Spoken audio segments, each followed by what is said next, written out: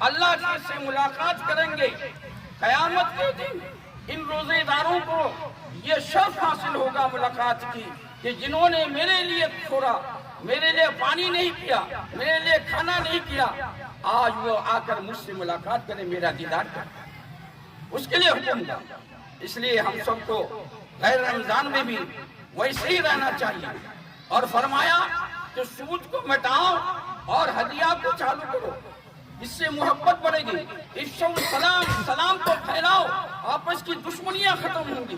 جتنا سلام کرو گے اتنی آپس میں محبت پیدا ہوگی، دشمنیاں ختم ہوں گی۔ جتنی ہدیہ دو گے رشتے داروں کو، اپنی بہن کو، اپنے بھائی کو، اپنی سسرال والوں کو، اپنے پڑوس والوں کو ہدیہ کا حکم ہمیں دیا ہے۔ ان کے لیے بھی کپڑا خرید کر بھیجو، اپنی بہن کے لیے، اپنی لیے استعمال کرتے ہو ان کو بھی دو۔ اس سے آپس میں رشتے داروں کی محبت بڑھے گی، آپس کے رشتوں کو نہ توڑو۔ اللہ نے ہمیں آپس کے رشتوں کو جوڑنے کا حکم دیا ہے، اس سے تمہاری رشتے داری بڑھے گی، آپس میں محبت پیدا ہوگا، آپس میں اخلاق پیدا ہوگا۔ ہدیہ دو، اپنے رشتے داروں کو دو، علماء کو دو، اپنے بھائی برادر کو دو، یہ محبت کے بڑھنے کا سبب ہے اور دشمنیوں کے ختم کرنے کی یہ جڑ ہے۔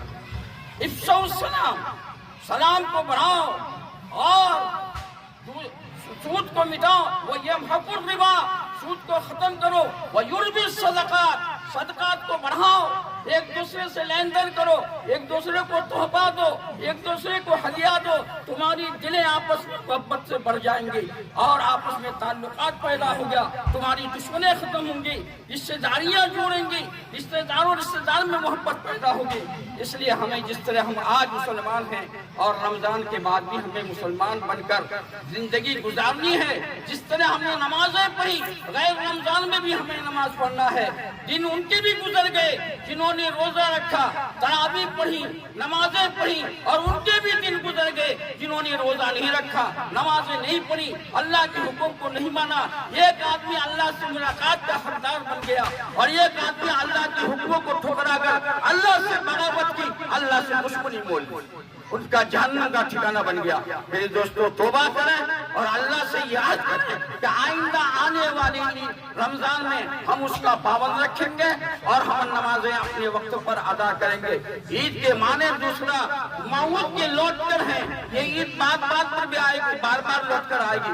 عید کے معنی لوٹ کر آنے کے ہیں، یہ زندگیوں میں آتی رہیں گی، پھر روزہ آئے گا، پھر آئے گا، عید آئے گی۔ ہم آئندہ انشاءاللہ یہ ارادہ کریں کہ ہم آئندہ روزہ رکھیں گے، چاہے کچھ بھی ہو جائے۔ وآخر دعوانا الحمدللہ رب العالمین۔